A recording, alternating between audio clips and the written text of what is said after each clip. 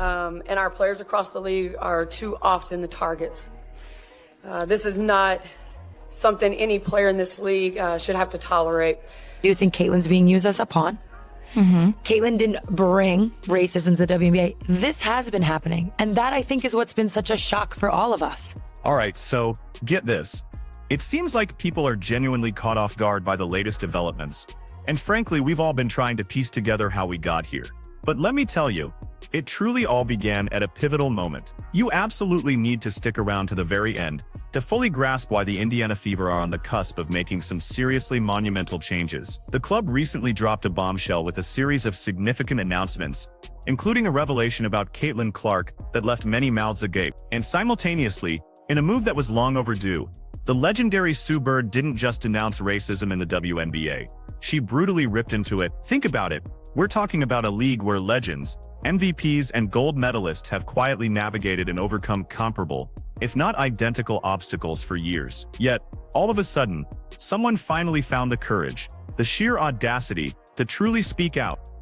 Sue didn't just casually comment for the sake of conversation. No, she came armed with what felt like pyrotechnics, unleashing powerful, explosive truths. And believe me, the Indiana Fever camp's response to this was anything but subtle, signaling that major shifts are indeed on the horizon.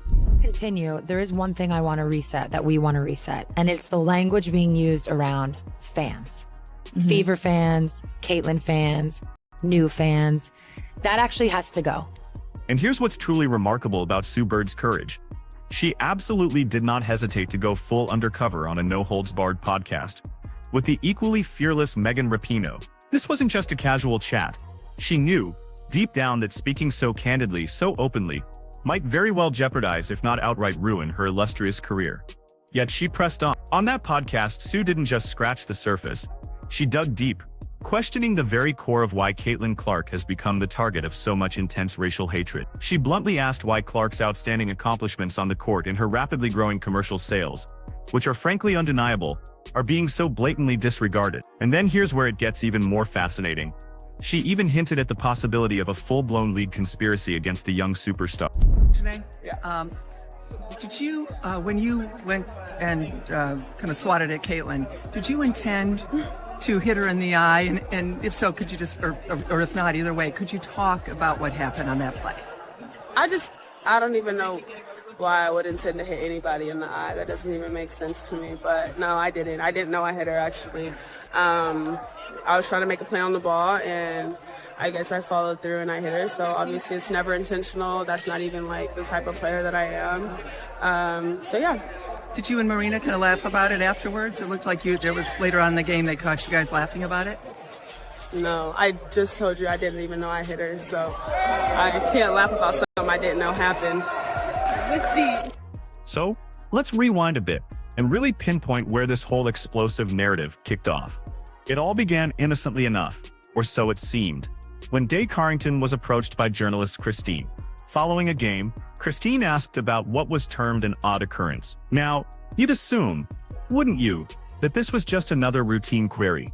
Athletes are constantly put on the spot, grilled about challenging circumstances and sticky situations like these. But this time things took a dramatic turn. And Rapinoe immediately retorted, suggesting that despite the question's apparent innocence, its very phrasing carried a deeply insidious racial undertone. And just like that, in a flash, a completely fresh and deeply troubling perspective on the entire topic abruptly surfaced, shattering any illusion of a normal post-game interview. Obviously, hearing it initially, my visceral reaction was like, that's not good. That doesn't feel good. That feels racist, to be honest. And let's be honest, Rapinoe's immediate gut reaction was, that seems racist. It's clear that Sue Bird, being the firebrand she is, simply couldn't let this go unchallenged. She swiftly adopted her customary rebellious posture, launching a blistering critique against the media landscape, singling out ESPN in particular for meticulously crafting and escalating this into such a monumental issue. According to Sue, the initial question itself wasn't inherently racist. However, the insidious and biased way the media chose to present and frame it, that was absolutely unequivocally troublesome. Sue didn't stop there. She powerfully underscored the glaring disparity pointing out that athletes of color are routinely subjected to a far more intense and unforgiving level of scrutiny compared to their white counterparts. She posed a critical question: what truly happens if a black athlete finds themselves in a similar situation, participating in a controversial moment? Suddenly, what might have been a minor incident for others inexplicably morphs into a far more serious problem. A bitter disagreement, or worse, is instantly branded as a racial controversy, magnifying every single aspect. I disagree with you on Christine Brennan's question being dickish, or maybe she shouldn't have answered it, because it was something that was out there that everybody was talking about. And so she asked the question, and it was a great opportunity for Carrington to, on the record, say, no, I didn't do it. And that's all that happened. So I do disagree with you. I don't think it was a dickish question. I think it was a fine question based on what was going on at the moment. Sue, ever the astute observer, swiftly connected the dots, asserting that this entire situation is merely one piece of a much, much larger and more complex puzzle. She was already mentally warming up, getting ready to dismantle the prevailing narratives. Christine, despite likely never intending for things to spiral as far as they did, didn't hold back either. She pointedly reprimanded both the WNBA and the media for their egregious failure to rein in the rampant rumors, instead allowing them to spread like wildfire. Sue firmly believes that had Day Carrington been a white athlete, the incident would have been met with a significantly muted response, barely registering on the national radar. Yet, flip that script. If a white player had been in Carrington's exact position, Sue contends we would have been treated to an elaborate full-fledged narrative, complete with every imaginable ramification, dissecting the event from every conceivable angle, and escalating it to a national talking point. It led to the Twitter trolls and bots taking over. And what started there was this narrative of petty, jealous players hating on Caitlin. That's really what happened. That's where it started, that we must just dislike her, that we look at her side-eyed, that we don't want her to come in the WNBA and be successful, that we're hating on her, right? So we're petty and And here's what truly sent everything spiraling out of control. This entire saga quickly devolved into Twitter being completely overtaken by a relentless barrage of bots and trolls. It all started with this insidious narrative, suggesting that small-minded, envious gamers were simply despising Caitlin Clark. In fact, that's precisely the insidious seed that was planted. The narrative began with this idea that we just don't like her, that we see things from her perspective, that we don't want her to succeed in the WNBA, and that we are despising her. Is that correct? The implication was clear. Thus, we are envious and petty. Sue went on to meticulously explain how a seemingly innocuous comment from Diana Taurasi, one of the WNBA's living legends and a participant in the podcast, was the very spark that ignited this entire toxic narrative. Indeed, the legend herself made the decision to casually drop a statement that, in hindsight, proved to be so profoundly powerful that it actually ignited the WNBA in a firestorm of controversy. We're talking about a tsunami of complete chaos. Truly, because, as our resident voice of reason, Sue Bird had to step in and meticulously explain, it's all about the crazy, unpredictable, and far-reaching rippling impact those words inevitably have. And this time, the effect was far, far greater than anyone, perhaps even Taurasi herself, could have ever anticipated. Sue's powerful statement, that things became ugly, refers to so much more than just the typical competitive squabbling and heated rivalries we expect in sports. The game itself stopped being purely about basketball the moment outright hate speech started to appear, infecting the discourse. Oh, that's just fantastic, isn't it? Now, when fans become genuinely upset, it's about anything but the game itself. We're talking about deep-seated issues like racism, privilege, and absolutely everything else you could unfortunately anticipate when conversations like this go sideways. Not at any point did I think anybody was playing dirty against Caitlin. Not at any point did I think Caitlin was targeted. And I'm going to stop on that word, because what happened was these petty jealousy narratives that got formed. Then when the season started and people saw people blocking Caitlin's shot or picking her up full court, it then became, oh, they're targeting her. Oh, they're targeting. And when Sue Bird dropped the bombshell revelation that Caitlin Clark was having to contend with far more than just the usual elbows and nasty trash talk on the court, she absolutely did not hold back. Oh no, not at all. This wasn't just about symbolic blows or verbal jabs. Caitlyn, terrifyingly, was actively avoiding real physical ones. And what's truly heartbreaking is that she felt an intense, crushing pressure to be ready for more than just the strategic plays of the opposing team every single time she stepped onto that court. It wasn't fair play, not by a long shot, because players were actively and maliciously making fun of her, targeting her with a palpable contempt. Sue made it abundantly clear that this wasn't merely a strong defensive posture from Clark. The regular rough-and-tumble physicality of a WNBA game, which is already intense, was absolutely nothing compared to the deeply personal and nasty aggression Caitlyn was being subjected to. It was beyond basketball. It was personal. It was spiteful. It was ugly. Sue, of course, did not for a moment minimize the deeply ingrained racial aspect of the situation. There was, she argued, so much more to Caitlyn's predicament than just the surface-level reasons why she was garnering so much attention, or why she seemed to be getting promoted when other equally deserving players weren't. This was about profound issues of racism, undeniable privilege, and how some players of color were viewing her meteoric accomplishment as a painful metaphor for something much, much larger, a broader system at play that impacted their own careers and experiences. Sue didn't hold back one iota. This, she declared, was no longer just a mere sports problem. Instead, it had morphed into a glaring spotlight on the wider systemic background of racism pervasive throughout the league, and the deep-seated frustrations that were now boiling over and happening in real time. Right there on the court, with Caitlyn Clark, undeniably caught right in the brutal middle.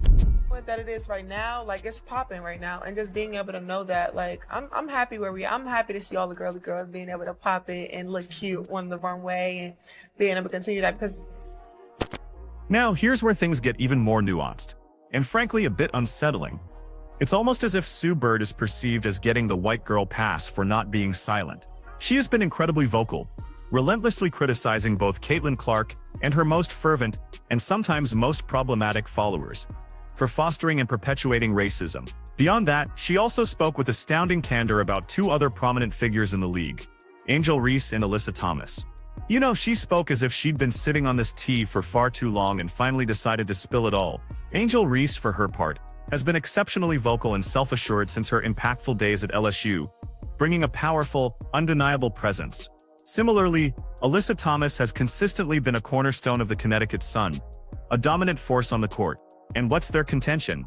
They firmly believe that Caitlyn Clark has unfortunately become the WNBA's unwitting poster child for white privilege. They argue that she's receiving an undeniable level of special treatment and an unprecedented spotlight, not primarily because of her exceptional basketball skills, which they don't entirely deny, but predominantly because of the color of her skin, implying a deeply unfair advantage in a league often dominated by black athletes. All of what I've said led to this group of people being able to push those racist agendas, which really has been, in my opinion, the cause of all of this. And everybody from this moment on has, not everybody, but a lot of people have been operating under the assumption that these narratives, particularly the targeting narrative, is true. And that has... But what about Sue Bird in all of this?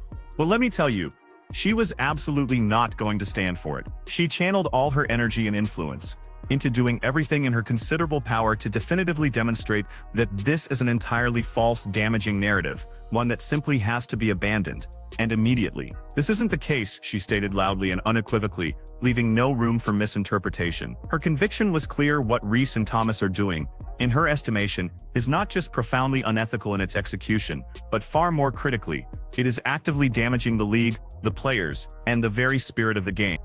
Racism has been impacting the WNBA well before this year. This is not a new thing. Sure. This is, and in that way, I do think Caitlyn's being used as a pawn. Caitlyn didn't bring racism to the WNBA. This has been happening. And that, I think, is what's been such a shock for all of us, that other people are surprised by this. We've been trying to... And here's how Sue Bird was thinking, breaking down the situation with her characteristic clarity. Look, Caitlyn is undeniably getting a ton of attention. But let's not be disingenuous and act like that's just because she's white. Let's be real.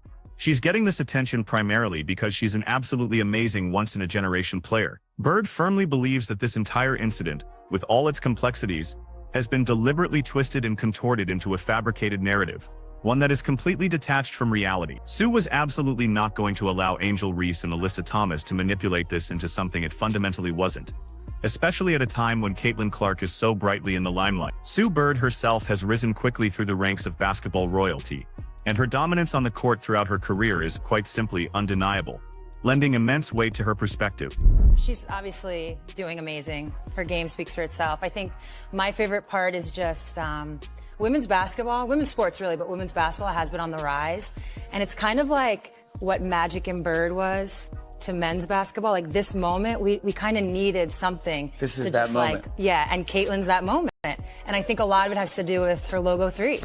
Now, here's one of the most truly shocking disclosures from Sue Bird. She claimed to have actually communicated with Caitlin Clark personally, really getting to know her, and genuinely learning about who she is beyond the headlines. And you know what that means, right? What about this prevailing story? This narrative of white privilege that players like Alyssa Thomas and Angel Reese are actively advancing. Indeed, Sue emphatically clarified that Caitlin Clark is absolutely not some privileged athlete who simply glides through the league, gaining unfair advantages just because of the color of her skin. Instead, Bird asserted, like virtually everyone else who reaches the pinnacle of professional sports, Caitlin has been tirelessly putting in a massive amount of effort, relentlessly working her way up the ranks, earning every single bit of her success. Sue Bird, never one to shy away from difficult truths, isn't afraid to admit that the entire problem is far, far more complicated and layered than most people realize or are willing to acknowledge. This divisive narrative, she insisted, simply must be dismantled and removed from the conversation. And while she acknowledges, I can see why it has been used sometimes, she understands the simplicity of saying, oh, the Fever fan base that has to go, when you're put on the spot in an interview. You know, the idea that since they aren't true Fever fans, all these new fans must leave. Caitlin's fans aren't involved. There are a lot of persons in the group. Let's continue with the Fever for a moment, because that is a sizable population, with a genuinely passionate core. But as we truly dig into the specifics of this, Bird clarifies we are discussing a very specific segment of that organization, or rather the online conversation around it, that is actively promoting hate speech, pushing racial agendas and fueling internet division. Oh, I see. Acting as fans, acting as Fever fans, acting as, you get the picture.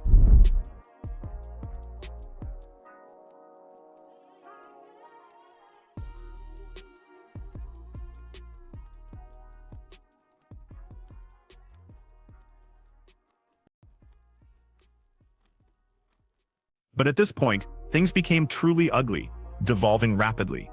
Sue unequivocally claims that this entire racial problem has been cynically exploited, becoming nothing more than an excuse for some players to intentionally mistreat Caitlin on the court. It's no longer about competitive play.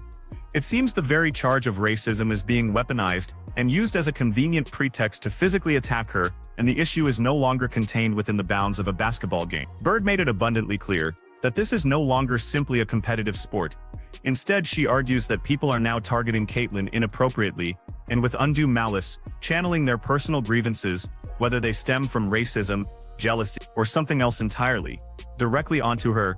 So in addition to dodging relentless verbal abuse, Caitlin is now literally avoiding being roughed up and elbowed, and everything is becoming way too intimate and personal. Just look at Lady Carter's undeniable cheap shot on Caitlin Clark in a play from which, as Caitlin Clark herself pointed out, it was just not a basketball play. When Sue Bird asserts that this entire racial bias debate has been weaponized, turning into a tool for division rather than understanding, and isn't beneficial to anybody, she doesn't hold back single bit. Players like Reese and Thomas, by engaging in these actions, are in her view actively worsening the situation by transforming the basketball court into a battleground for their own personal grievances, instead of truly addressing the very real systemic racial issues that undeniably exist within the league. Bird is absolutely not saying that we shouldn't talk about race, quite the opposite. Instead, she is passionately arguing that this current course of action is simply not the right path. Instead of fostering unity and bringing people together, what's currently happening to Caitlin is just further polarizing and dividing society, creating deeper rift. So, the burning question remains, what exactly will the Indiana Fever do in response to this firestorm? This current climate, this behavior, this isn't what true supporters of the Fever or the WNBA are all about. And frankly, it's not what our company is about, and it certainly doesn't reflect any of us in any manner, shape, or form. Sue believes that we are now finally in a position to seriously move forward. It's also an incredibly thrilling and pivotal period for the team. So, what will be the crucial next action? Where are we going from here? How can this team, currently in 6th place, realistically ascend to challenge for one of the top 4 playoff seeds? In her opinion, none of us were truly prepared for the sheer magnitude of what Caitlin Clark's arrival would entail. She's undeniably a terrific player, and we all felt she would have a significant immediate impact on the team. But like any rookie entering the world's greatest league, it was always just going to take some time to adjust and find her footing. Well, she did, and then some. The thing about Caitlin, however, is that she is incredibly relentlessly competitive. She wants to win every single exercise, even down to a simple shooting drill. That fierce drive for greatness is what truly encourages her to constantly strive for more. And this year, she accomplished things that squarely placed her in that elite category. Her game, her exceptional playmaking skills, and her innate ability to engage and elevate everyone around her demonstrably improved the entire squad. However, Sue would argue that Caitlin actually surpassed even the most optimistic expectations, simply because, she admits, I didn't believe we truly understood what it would look like. Then, what are the definitive following steps for the franchise? The Fever are on the verge of experiencing a truly major seismic transformation, albeit the specifics haven't been made explicitly public just yet. And let me tell you, with the formidable Amber Cox now on board, truly nobody is safe from the impending changes. Just recently, the organization reinstated Kelly Krauskopf as the Fever's president of basketball and business operations, while simultaneously appointing a brand new general manager, signaling a complete overhaul of the front office. As players inevitably come and go and new talents join the squad during the crucial winter off-season, this new front office will undeniably attempt to make major, foundational adjustments. Caitlin Clark, surprisingly, might lose some close friends in the process, as roster spots shift, but she will also, rather strategically, see certain individuals, like current head coach Christian Sides, who she would truly prefer to see go, inevitably depart. Indeed, the writing is on the wall. They are poised to dismiss their own head coach this winter. These monumental modifications will surely append the Indiana Fever's legacy and definitively shape them for a dramatically different and hopefully much brighter future. What are your thoughts about all of this? When the 2025 season tips off, are you anticipating these massive changes within the Fever organization? With a completely revamped team, meticulously centered around the undeniable star power of Caitlin Clark, they will definitely be able to seriously compete for a coveted spot in the top 4 playoff seeds, completely reshaping their trajectory.